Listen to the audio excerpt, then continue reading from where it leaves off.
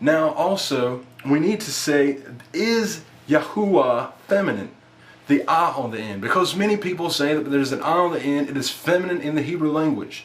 If this is the case, then we need to examine the specific tribe that was chosen by the Almighty. The Almighty shows through the 137 names that were given that I showed you earlier that end in Yah. Those names end in Yah. There's an ah on the end of these names. They are not feminine. We also need to look at the tribe Judah. The tribe Judah is the chosen tribe of Israel. This is the tribe that Messiah would come through. This is the tribe that was just glorified by the Almighty. He said that my name is on these people. So let's look at the Strong's number 3063. We see that Yahudah is spelled Yod, He, Wah, Dalet, He.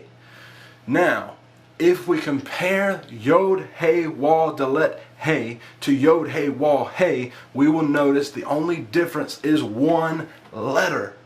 One letter. Every single scholar all over the world will say that this word is Yehuda. Some of them will say Yehuda, but we know that the Yah is established. It is Yahuda.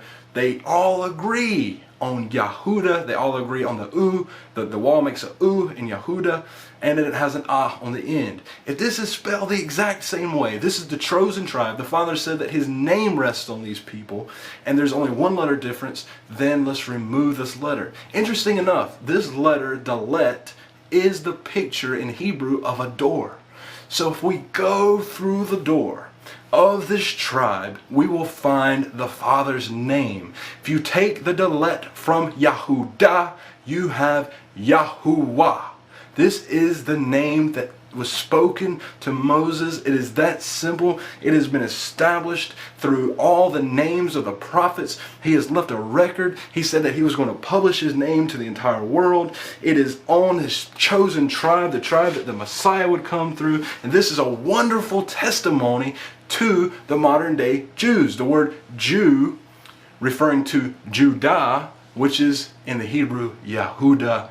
His name is on His people. People say that the name will make His people stumble. I say that by His name, His people will be released. The captives will be set free once again. And all of Israel will dance and sing to His glorious name forever and forever according to the Scriptures. Remember that the commandments of men make the word of God of no effect. Now, what I want to look at and I want to examine is a wonderful prophecy, and this is the dedication of this entire video. I dedicate this entire video to the prophecy given by Malachi in chapter 3. We're going to start with verse 13. Your words have been harsh against me, says Yahuwah. You have said, what have we spoken against you? But you have said it is worthless to serve Elohim.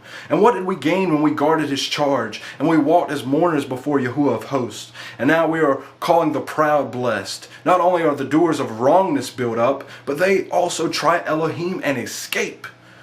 In verse 16, then shall those who fear Yahuwah speak to one another, and Yahuwah will listen, and He will hear, and a book of remembrance be written before Him of those who fear Yahuwah and those who think upon His name.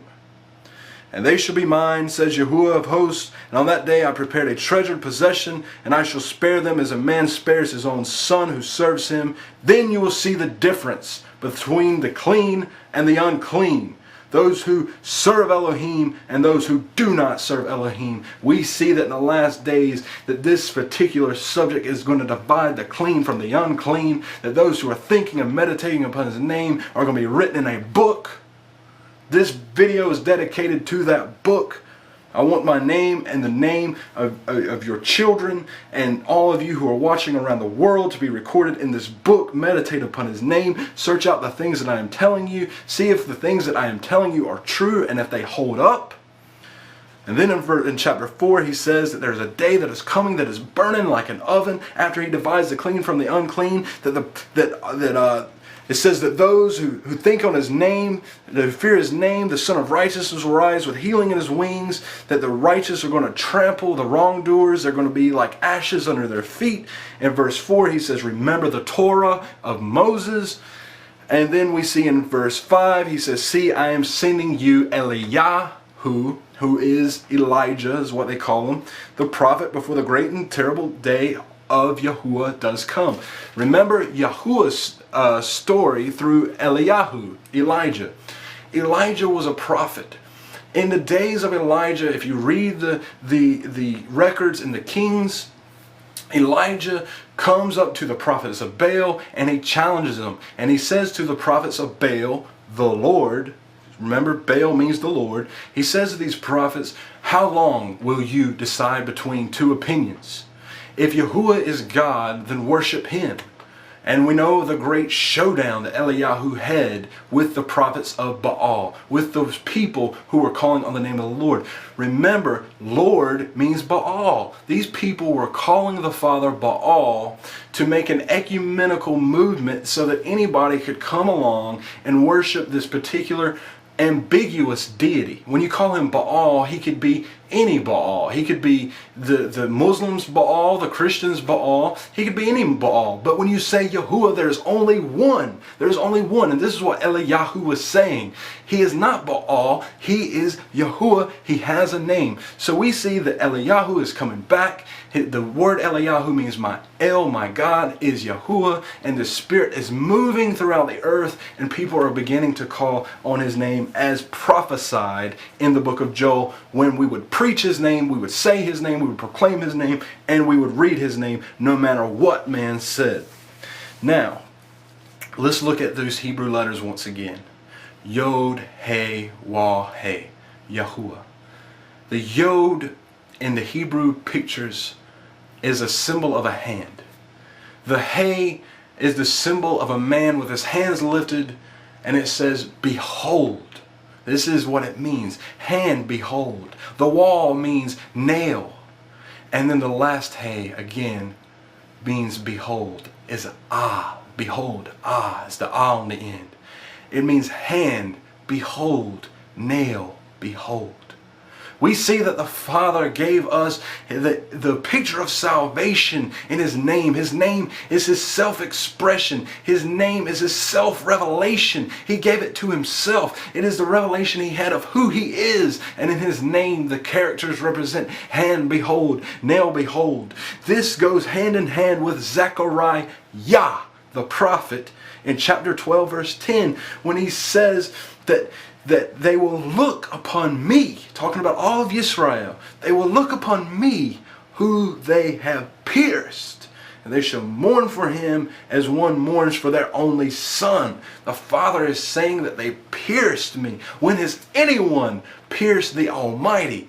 When has anyone pierced the Almighty? Let's look at King David. We know that Messiah comes through King David. Remember the proverb at the beginning? What is his name? What is his son's name? We've established his name. Now let's establish the son's name. We're going to look at King David's writing in the Psalms in chapter 22. We're going to look it up, and I want you to follow along. Psalms, the Tehillim 22. And we are going to start with verse 16. For dogs have surrounded me, a crowd of evil ones have encircled me, piercing my hands and my feet. I count all my bones. They look, they stare at me. They divide garments among them, and for my raiment they cast lots. But you, O Yahuwah, do not be far off. O my strength, hasten to help me. Deliver my life from the sword, and my only life from the power of the dog. Save me from the mouth of the lion and from the horns of the wild beast. You have answered me. I make known your name to my brothers. This particular prophecy should be lined up with John, Yochanan, chapter 19, where we see Messiah's hands and his feet are pierced, that the Romans are casting lots for his garments, and it says in the Psalms 22, talking about Messiah, he revealed the name of his Father. He came in the name of his Father. He said that I come in my Father's name. He declared his Father's name. We see in John chapter 17, that Messiah would reveal the name. It says that I have revealed your name to them, to keep them in the love that you have for me.